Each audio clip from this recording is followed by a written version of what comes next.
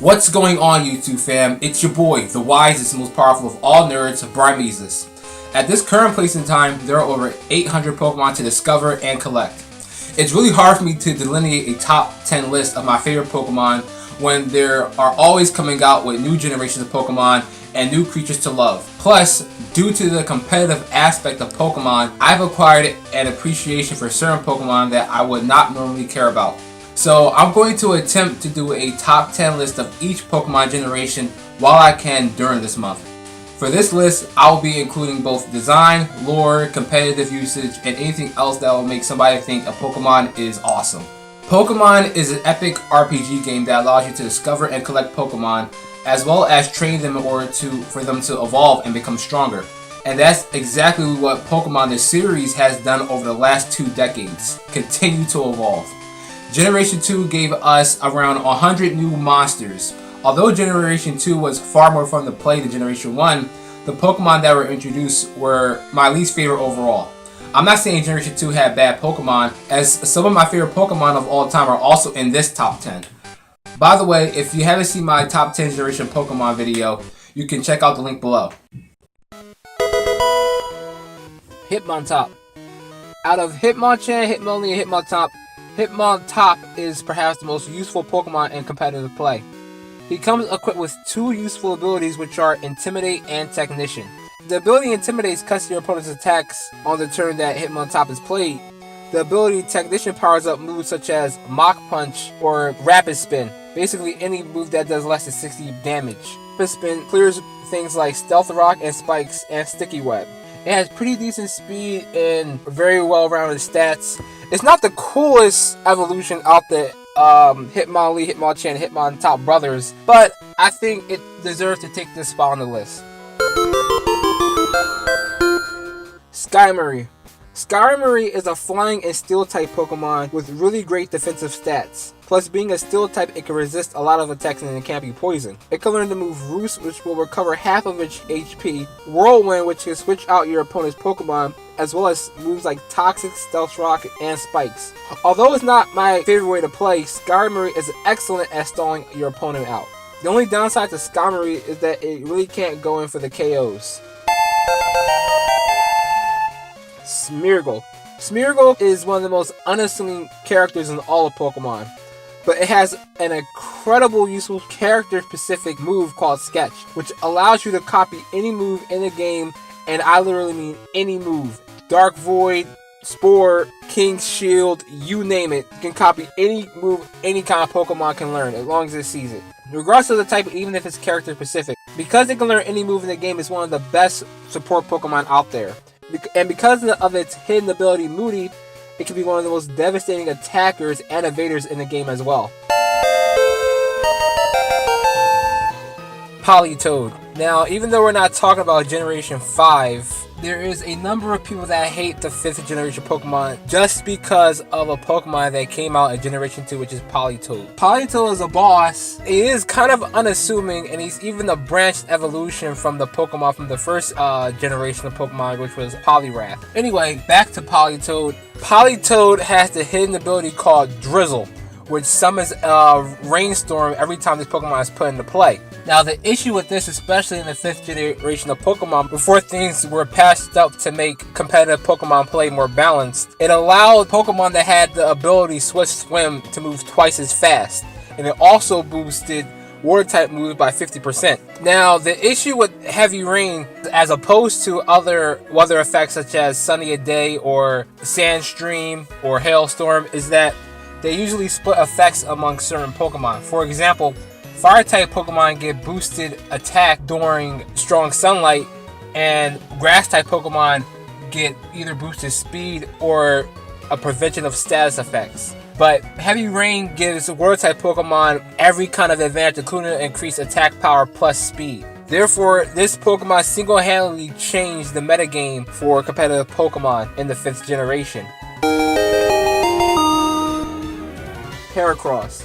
Before I talk about Heracross, I also want to point out that I forgot to mention Pinsir from the 1st generation of Pokemon. which isn't all that great on its own, and didn't become that popular until Mega Evolutions came about in this Generation 6. Heracross is basically what Pinsir was trying to be in the first place, a fighting type bug Pokemon. Also, Heracross Mega Evolution has one of the highest attack stats in all of Pokemon. Heracross has the hidden ability called Moxie, which allows it to increase its attack every time it knocks out an opponent's Pokemon. It has a great move pool and learns really strong attacks all around. It just really suffers from poor speed and poor special defense stats. But its Mega Evolution form hits you with any attack, it's an almost guarantee that's going to finish the Pokemon off no matter how strong its defensive stats are. Typhlosion. Pokemon Silver was the first Pokemon game that I actually owned. And of course, I picked Cyndaquil as my starter Pokemon, being a fire-type enthusiast. At one point in my life, Typhlosion was my most favorite Pokemon. However, I had lost touch with Typhlosion until recently. Typhlosion has very identical stats to Charizard. It is a decent Pokemon that has a very decent move pool, plus in Generation 7, it can learn the move Burn Up, which is one of the most powerful fire-type moves. But upon using the move, the user stops being a fire-type. This is both good and bad because Typhlosion loses its same type attack bonus, aka known as Stab, but at the same time, he doesn't have any weakness by using Burn Up. Azumarill. I remember back in the day before the second generation Pokemon came out, we've seen pictures of Mara and Azumarill, and thus we dubbed these Pokemon Pikablues because they sort of look like a blue-colored Pikachu. Anyway, Azumarill was absolute trash up until the 5th or 6th generation of Pokemon.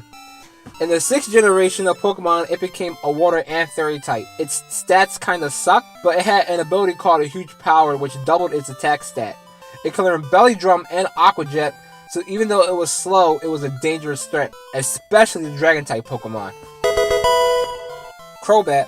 Crobat is one of the fastest Pokemon in the entire series. It has great stats and is very easy to obtain. Plus, it looks really cool. Imagine seeing a bat with 4 wings. That would be really scary. If I were Batman, I would call my Batwing Crobat. Crobat has a great move pool and plenty of options in competitive play. It can learn incredibly strong flying type moves such as Acrobatics, Brave Bird, and U-Turn, which is a bug type move that allows you to do damage and switch out at the same time. It can learn Cross Poison, Default to get rid of Stealth Rock, Hypnosis to put your opponent's Pokemon to sleep, and Confuse Ray. It's just very versatile and hard not to love. Plus, if you back this Pokemon with a Choice Band, it does extra damage, and it's going to be hard for any Pokemon to keep up with it. Tyranitar. A very close second on this list. Tyranitar is the pseudo-legendary Pokemon of the 2nd generation, and it's probably the coolest name of all the Pokemon in its 2nd generation, and that's saying something. Tyranitar is a rock and dark type Pokemon with amazing stats all around except for its speed. But it can learn Dragon Dance, and it can take a lot of shots from other Pokemon except for fighting types. Either way, it's not really a Pokemon that suffers from going second in a turn unless it's put to sleep or something like that. Plus, it has a Mega Evolution, which just makes it even more ridiculous. And it has the hidden ability Sandstream, which constantly tells Pokemon who aren't Rock, Steel, or Ground type Pokemon, or have the ability Overcoat or something like that. The ability Sandstream also gives Rock type Pokemon with 50% extra special defense, which makes Tyranitar a serious defensive wall that can tank any kind of hit unless it's a fighting type Pokemon. Scizor. Scizor is arguably the most popular Pokemon in not only just the 2nd generation of Pokemon, but competitive Pokemon as a whole. Scizor is the evolved form of Slifer from the 1st generation and is a bug and steel type Pokemon. It has resistance versus anything that isn't a fire type move. It has the ability Technician that powers up weaker moves such as Bullet Punch and Pursuit. If you get a Sword Stance going on Scizor, it's going to tear through a lot of Pokemon single-handedly. Plus, Bullet Punch is a priority move. Scizor was also added to Pokken Tournament as a playable character, and rightfully so, in Pokemon Tournament DX. Personally, he's my most favorite 2nd generation Pokemon. Anyway guys, I really hope that you guys enjoyed my top 10 2nd generation Pokemon. Again, please be sure to check out my top 10 1st generation Pokemon if you haven't already, and stay tuned for other top 10 Pokemon that will be released in the upcoming weeks. The top 10 Generation 3 will be dropping very soon, and is right around the corner. This is your boy Bramesis, the wisest and most powerful of all nerds. I will see you guys next time with my top 10 Generation 3 Pokemon.